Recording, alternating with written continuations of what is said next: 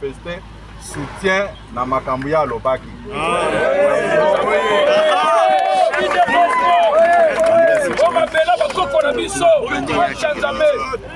Boni bete la maboko makasi.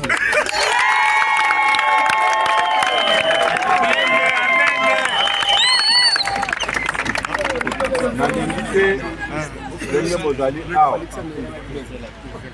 okutana lelo bozonga bisusu te. Il faut soki mwa likambo ezali boye tokutani boye eze sengo te. Oh bolaksinga bolingo munene. Puisque bato a mitema mabe bato balingi ba congolais ba changer te.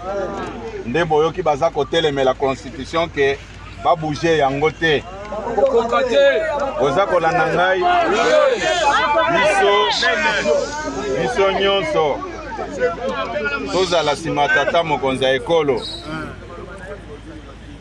Biso nyonso tozala nsima tata mokonzi ya ekolo to soutenir ye na makanisi malamu oyo abimisi pona bolamu na biso.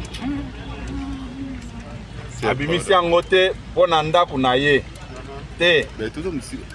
Na abimisi yango pona biso nyonso ba Congolais tozala malamu. Makambo toza koloba yango mbala na mbala. Tango bato baza koloba constitution déjà ko bloquer naza ko ebisa bango na moya lelo constitution eza la base ya blocage ebele. Na ebisa kibino ke ngai moko nazalaki informateur. Tango nazalaki informateur na palpe du doigt makambo ebele ya bosoto oyo eza ko bloquer bolamu ya bana Congo. Bakopona mokonzi lelo aprete serment lelo pona gouvernement ebima ekomi likambo. Il faut batuna mutu nyonso yo lingi nini lelo bozotuna mokonzi o ndenge nini ba ministre mususu basi basala 15 ans 10 ans bango balongwaka te.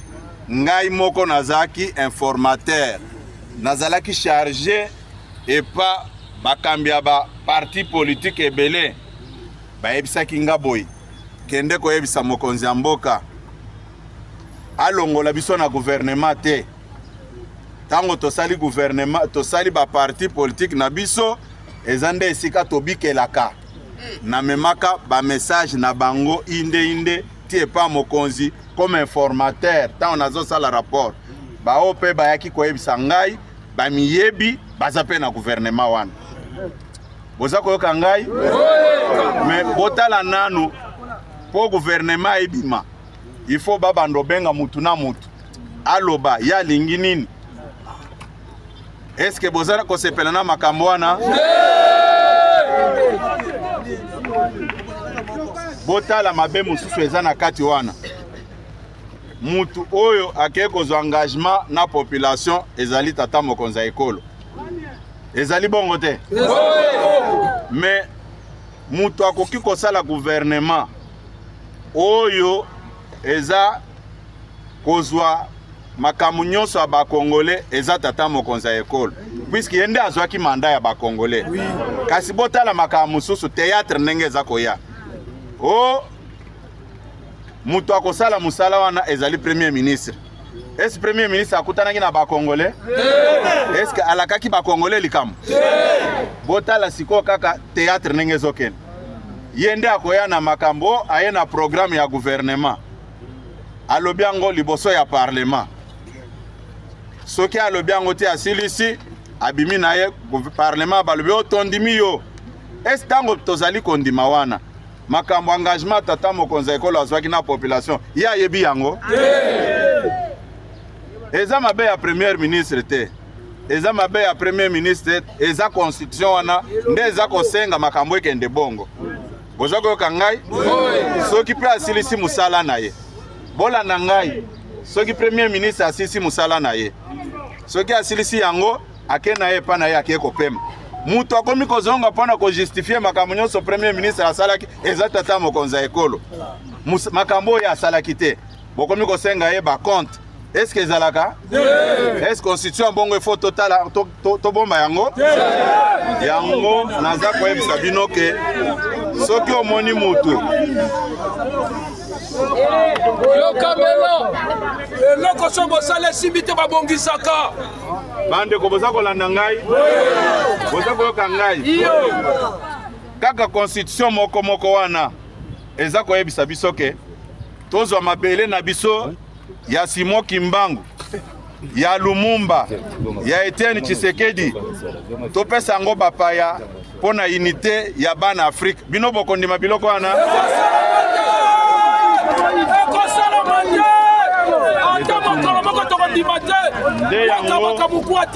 nde yango tolobi boye soutien na bino bolanda ngai soutien na bino na démarche ya tata mokonzi ya ekolo elakisi mayele na bwanya o bino bozali na yango bombetela maboko makasi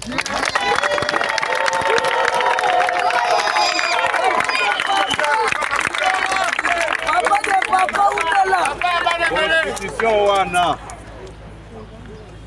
bino moko botala makambo oyo etali ba gouverneur lelo ekomi kaka ba gouverneur bazala ba originaire soki balingi kopona gouverneur il faut batu bakende kopesa misolo po bavote bango esi bino bolingi makambo ezala bongo tozongisa makoki nyonso epa tata mokonzi ya ekolo ata azwi mungala ata azwi mukongo ata azwi muswahili ata azwi muluba mutu nyonso azali na mboka na ye atindi ebisika alingi po akende kobongisa mboka boza kolanda ngai babiloko nyonso wana eza kobloke biso to soutenir mokonzi pona pasi na biso esala nini mutu akosa bino eloko moko te boza kolanda ngai lingomba moko eya kokosa bino te République démocratique du Congo eza pays moko laïque boza kolanda ngai lingomba nyonso ya basambeli sambeli eza na mot à dire sur la République démocratique du Congo batu baya kokosa bino te ke o songolo alobi songolo alobi ekosalema boye likambo moko ekosalema ezali constitution baza kokosa bino ke bakoki kobouge yango te oyo tovotaki na référendum na 2006 eza oyo toza na yango lelo te puisque oyo toza na yango lelo eza déjà modifié boza koyoka ngai batu bakosa bino te ke oyo balingi basimba na mais bino bosi bosimbaki yango oyo bosimbaki wana ezaki liputa constitution oyo tovotaki soki bayesi bino ke bondima batouche constitution te boyebisa bango ke bozongisela biso oyo tovotaki na référendum oyo tovotaki na référendum eza oyo toza na yango te puisque oyo ya référendum élection présidentielle ezalaki 2 tours boza koyoka ngai sikoyo un seul tour ekoma ndenge nini bozali koyoka ngai bino baguide ya bandeko na biso baaveugle bozala kotambola na bango na bokebi nyonso bakosa bino te conscient toza nango eza oyo tovotaki na référendum te oyo ya référendum ezalaki na 2 tours na élection présidentielle oyo tokoma na un seul tour ezali mosusu oyo Kabila ye moko amodifiaki na bato na ye bozali koyoka ngai bomibetela maboko mpo na mayele na bino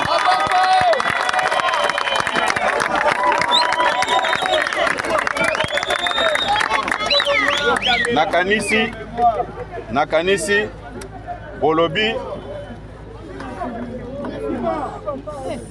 botika makelele kuna discipline musala nakoyebisa bino boye oyo bino bosali etikali vraiment grave na motema na ngai même tata mokonzi ya ekolo ntango akomona bilili oyo akomona ka aza ye moko te azali soutenu epa bandeko na biso baaveugle toyokani obetela tata mokonzi ya ekolo maboko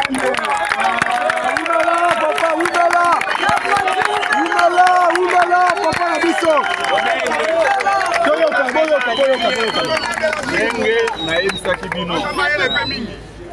ebisaki bino. Kala mingi te campagne eza ko banda. Boza koyoka ngai? Bao balingi te etali biso te. Biso toza na vision na biso. Toza na sima vision ya tata mokonzi ya ekolo. Place nyonso bino bokokende. Soki boyoki bazoyebisa bino ke o bondima basimba constitution te. Boyebisa bango ke conscient to votaki na 2006 na référendum ezao toza na yango te. Boza koyoka ngai? Bakosa bino te puisque basi ba modifier yango. Bango moko basi ba toucher yango. Mobutu a touchaki na constitution. Eleki Laurent Désiré Kabila ye a touché na constitution ya yemoko. Eleki Joseph Kabila a touché na constitution yemoko après ça qui biso na référendum. Sikoyo makambo ya Félix Tshisekedi ezali ata soki boyini mutu boko inayeti ndenge oza koyoka ngai. Est-ce que toyokani malamu? Constitution yo il faut tosala nini ba changer yango ba toucher yango toyokani. Ok, na pesi bino botondi na ndenge boya kotala ngai na ko solola na président na bino bokozonga makolo te tokoluka moyen mituka yemema bino de façon que ezongisa bino kote boutek toyokani.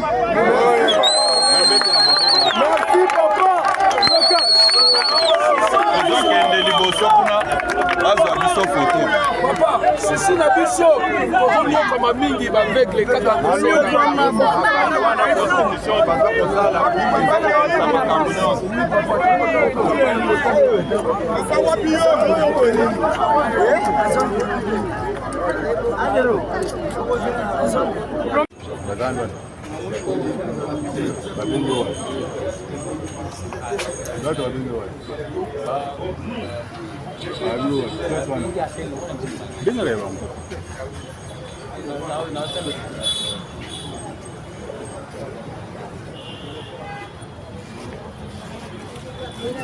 Pas trop du parti.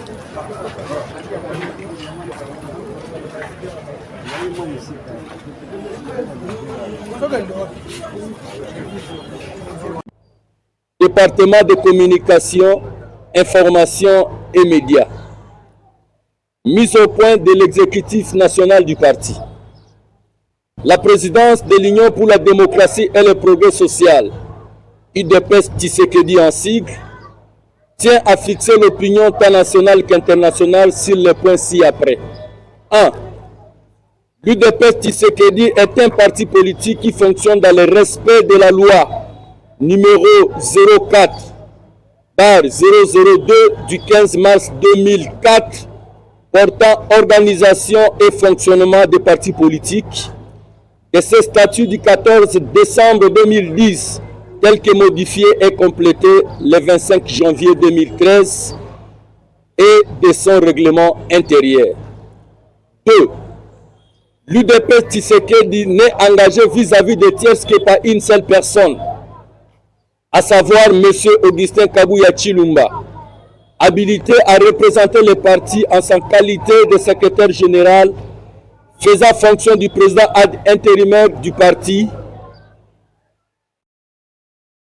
conformément à la résolution numéro 01 par UDPS, bar con extra, bar 23 du 26 août 2023, prise à l'issue du congrès extraordinaire et notarié le 31 août 2023. Et il n'y a pas un quelconque triumvirat qui engage le parti, si ce n'est que son secrétaire général qui fait l'intérim du président. 3.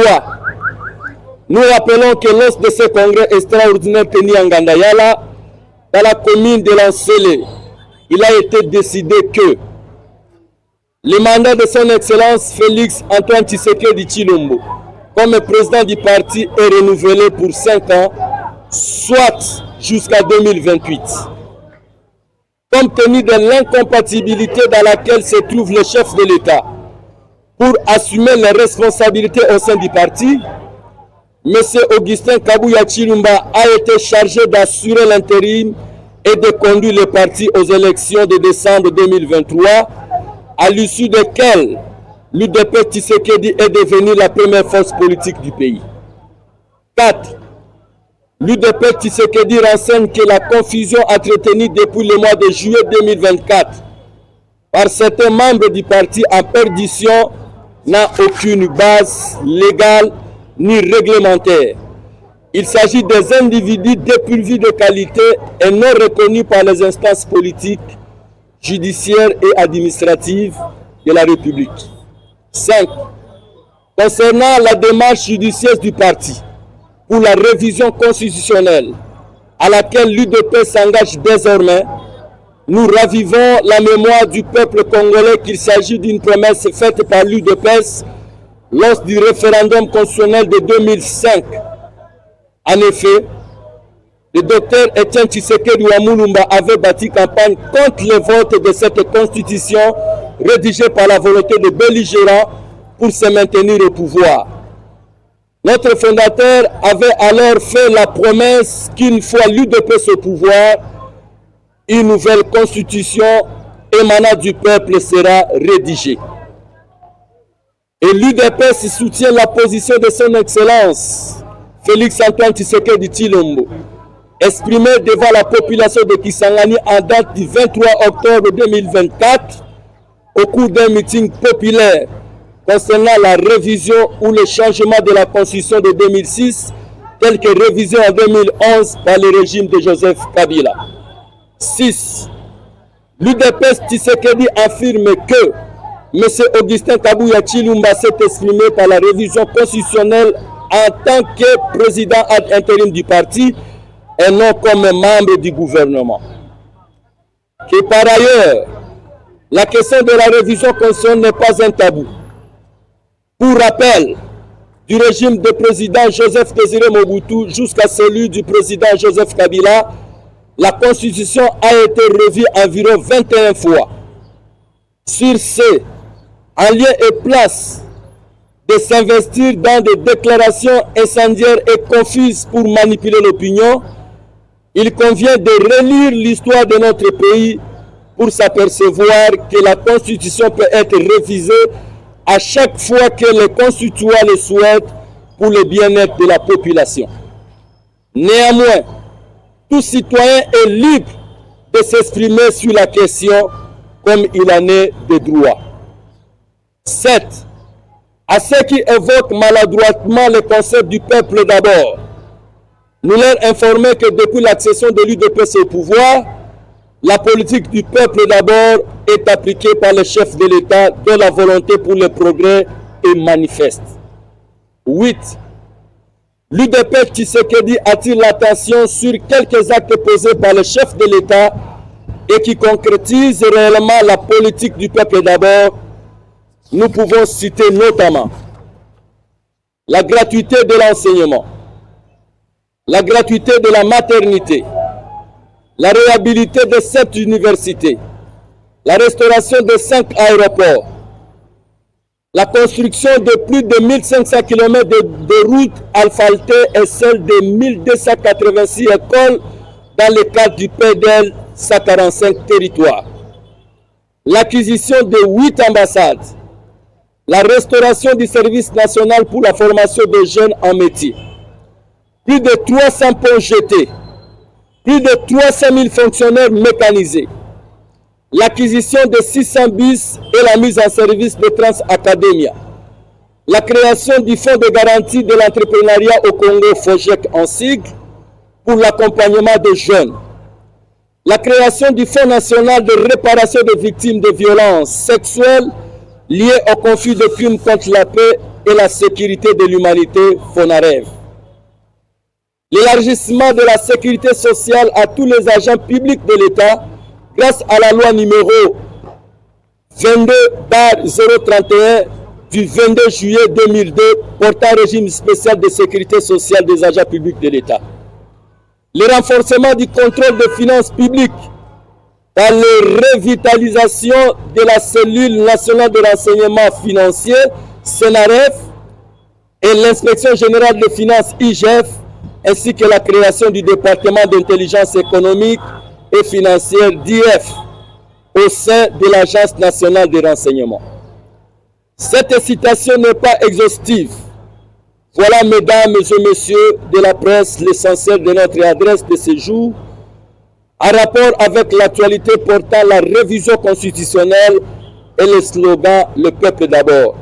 Fait à Kinshasa, le 30 octobre 2024, Clément Barouti, porte-parole ad intérimaire. Merci.